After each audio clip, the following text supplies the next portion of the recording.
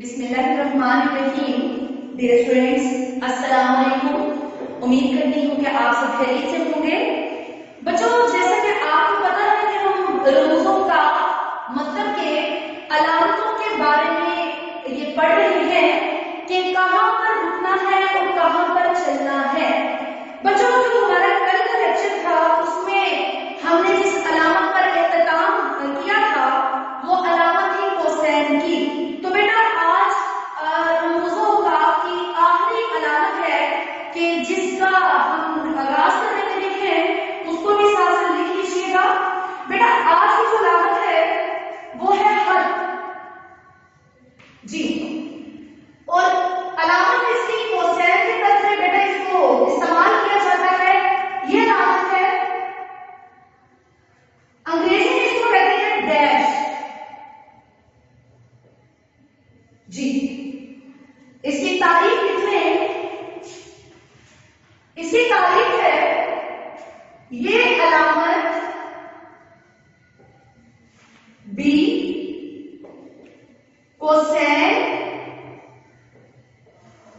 कोसैन के तौर पर इस्तेमाल होती है। ठीक है, आगे लिखें जुमला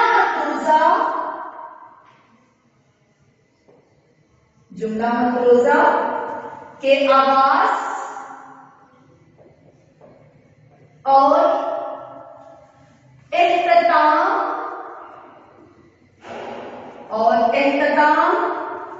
और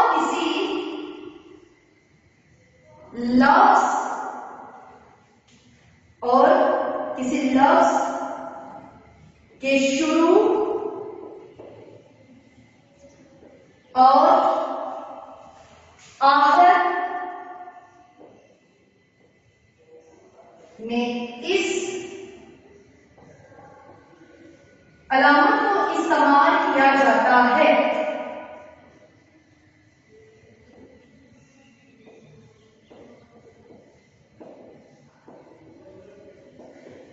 बच्चे आज देखेंगे इस अलामत का ये जो हम पढ़ रहे हैं हर को ये कोसैन के तौर पर इस्तेमाल की जाती है। जिस तरह आपको पता है कि ब्रैकेट पहले कोसैन में मैंने लगाई थी तो मैंने मिसाल दी थी कि आपका बेटा या आपकी बेटी नाम भी ले लिया और अगर हम उनका काम भी वाइस करते हैं तो फिर भी वो जो काम है वो शो हो जाता है। तो बेटा इसकी मिसाल लिखते हैं,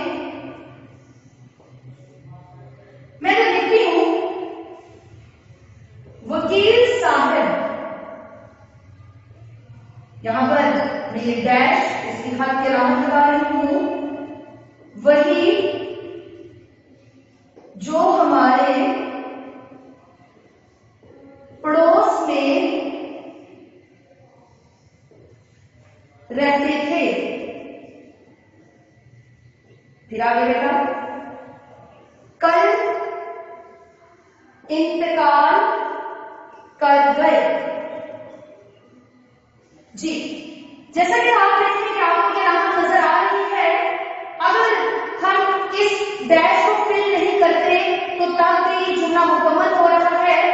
वकील साहब वही जो हमारे पड़ोस में रहते थे कल इंतकाल कर गए। अब बच्चे अगर हम इसको फिल करना चाहें, वकील साहब जो कि बहुत नेक इंसान थे वही जो हमारे पड़ोस में रहते थे अचानक अटैक हुआ, कल इंतकाल कर गए। तो बेटा देखिए अगर हम इस डैश को फिल कर रहे हैं तब भी बात का मुकम्मल एक जुज सामने आ रहा है, अगर नहीं करते तो तब भी हमारी बात जो है वो सामने वाज़ेह हो रही है। तो बच्चों ये थी आपकी अलामत हद की और रमूज़ो वकाफ में से ये आपकी आखिरी अलामत थी। आप जल्दी से लिख लें इसको, यकीनन आपको लिख लिया होगा। मैं इसको साफ कर देती हूँ।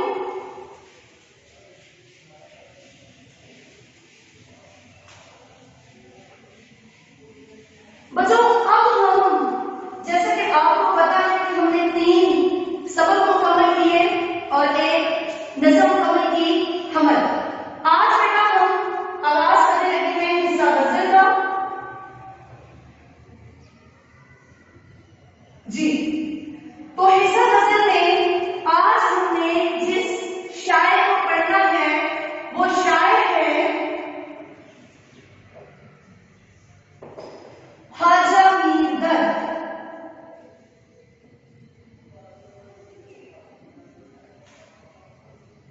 जी बेटा, जो कि 1719 में पैदा हुए और 1785 में वफात पाई। बेटा ख्वाजा मीर दर्द का एक सरसरी मुख्तसर तारुफ में यहाँ लिख रहे हूँ, आप भी लिख लीजिएगा। असल नाम सैयद मीर और दर्द तहल्लुस था। जी, आगे लिखते हैं उर्दू की सूफियाना शायरी में, उर्दू की सूफियाना शायरी में इन्हें बाबा आदम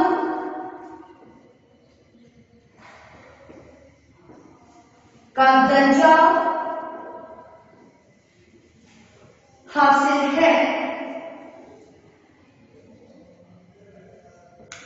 इश्क़े हकीकी का उन्सर गालिब है, और कहीं कहीं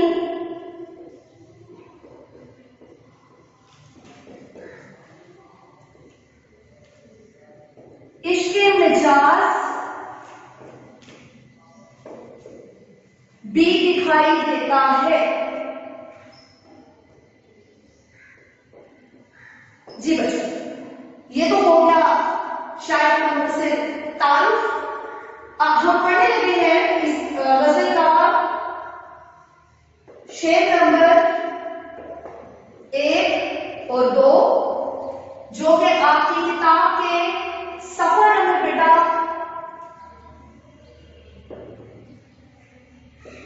117 पर मौजूद है। जी, तो पहला शेर है, काम मर्दों के जो है सो वही कर जाते हैं, जान से अपनी जो कोई के गुजर जाते हैं। बेटा गुजर जाते हैं, कुर्बान हो जाते हैं। ख्वाजा मीर दर्द के पैदाइश और उनकी तारीख वफात आपको बोर्ड पे सामने नजर आ रही है। बच्चों जैसा कि आपको पता है कि असल नाम सैयद मीर और दर्द ये तहल्लुस करते थे, और उर्दू की सूफियाना शायरी का इन्हें बाबा आदम का दर्जा हासिल है। इश्क़े हकीकी का उन्सर इनकी शायरी में गालिब नजर आएगा, मगर कहीं कहीं इश्क़े मिजाज भी दिखाई देता है। तो बच्चों जैसा कि पहला शेर है, काम मर्दों के जो हैं सो वही कर जाते हैं, जान से अपनी जो कोई के गुजर जाते हैं। बेटा इसमें ख्वाजा मीर दर्द बयान करते हैं कि अजीम कारनामे वही लोग सरअंजाम देते हैं जो अपने मकासद की खातिर जान तक कुर्बान कर देते हैं। अब इसको ख्वाजा मीर दर्द के जैसा कि सामने बोर्ड में मैंने लिखा है कि उर्दू शायरी में इन्हें एक बाबा आदम का दर्जा हासिल है। कहते हैं कि ख्वाजा जैसी शायरी हर किसी शायर के बस का काम नहीं। बेटा मीर दर्द ने इस शेर में दुनिया की एक अहम हकीकत को मौजू बनाया है। मीर दर्द कहते हैं कि मैदाने हयात में वही लोग काबिल कदर काम सर अंजाम देते हैं जो राह अमल में आने वाली मुश्किलात का हंदा पेशानी से और मर्दाना वार मुकाबला करते हैं। कि जैसे کام مردوں کے جو ہیں سو وہی کر جاتے ہیں۔ تو بیٹا اس کے پہلے مصرے سے ہی اس بات کو عیاں کیا ہے کہ اگر رستے میں دشواریاں، مصائب اور تکلیفیں نہ آئیں تو انسان کبھی بھی اپنی ایک حسین منزل کا تعاقب نہیں کر سکتا۔ خواجہ میردد کہتے ہیں کہ ضرورت پڑنے پر اپنی قیمتی ترین متاع یعنی زندگی بھی اعلیٰ مقصد کی نظر کر دینی چاہیے۔ کیسے کہ عشق ہو یا جذب و شوق، اس کا عملی اور کامل اظہار قربانی میں ہی مظہر ہے۔ آپ لوگ دیکھیں کہ مقصد سے عشق کی حد تک والہانہ لگاؤ ہی کامیابی کی ضمانت ہے۔ تو بچوں اپنے لہو میں تڑپنا اور جان قربان کر دینا عشق کی معراج ہے۔ آپ دیکھیں میدان کربلا میں نواسہ رسول صلی اللہ علیہ وآلہ وسلم ایک اعلیٰ مقصد کی تکمیل کے لیے جام شہادت نوش کی۔ تو بچوں بلند نصب العین کے لیے انسان جو اپنی جان کو بہت قیمتی شے سمجھتا ہے اس کو بھی قربان کر دینا چاہیے۔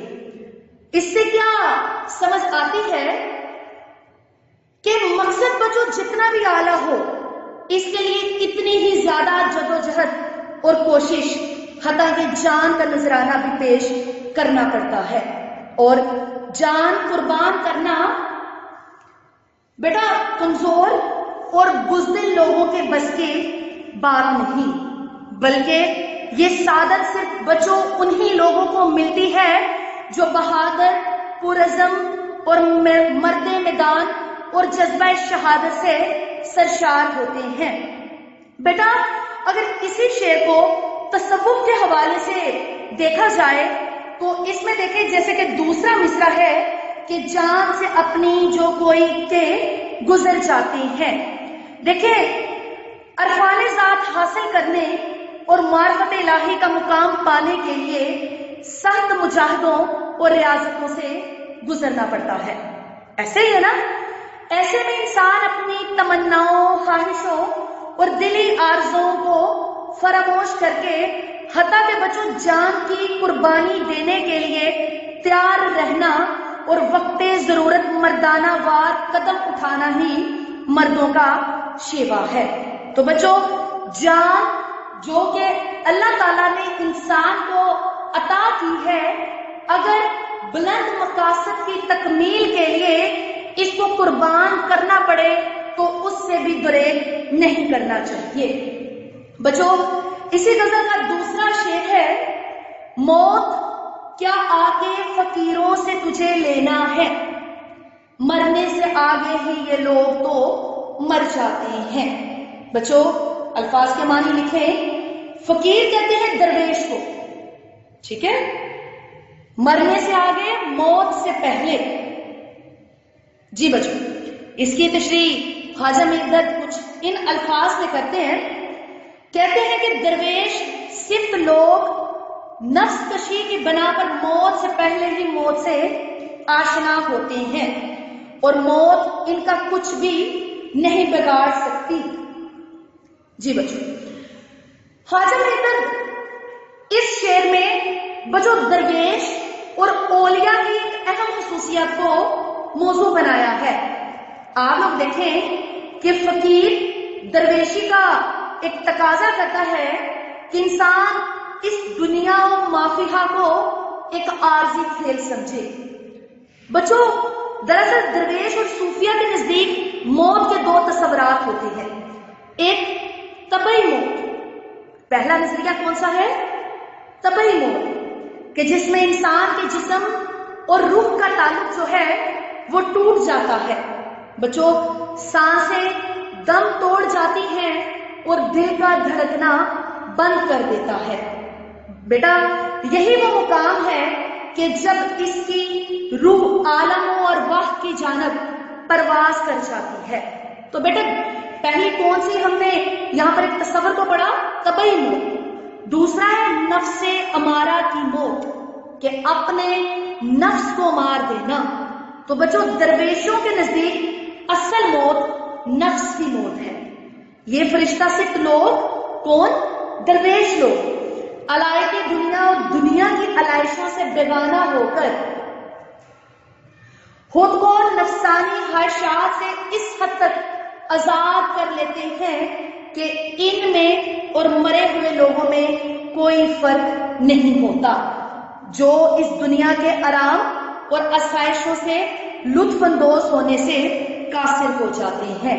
تو بچوں موت کیا آگے فقیروں سے تجھے لینا، مرنے سے آگے ہی یہ لوگ تو مر جاتے ہیں. کہ ضروری نہیں کہ انسان کا جو ایک تعلق ہے، دل کا بند ہونا، یہ اس روح کا پرواز کر جانا، تب ہی انسان کی حقیقی موت ہوتی ہے. جبکہ بیٹا نفس امارہ کی موت، کہ آپ لوگ دیکھیں کہ فقیر اولیاء لوگ اپنے نفس کو قربان کر دیتے ہیں اور محض اللہ تعالیٰ کی یاد میں محو ہو جاتے ہیں. تو اس وجہ سے خواجہ میں درد دیتے ہیں کہ اے موت، تو ان درویش لوگوں کے پاس آ کر کیا کرے گی؟ وہ تو در حقیقت مرنے سے پہلے ہی مر چکی ہوتی ہیں. بچوں آج کا اختتام ہم انہی 2 اشعار پر کریں گے. انشاءاللہ اسی غزل کو آگے کنٹینیو رکھیں گے. اپنا بہت خیال رکھیے گا. اللہ حافظ.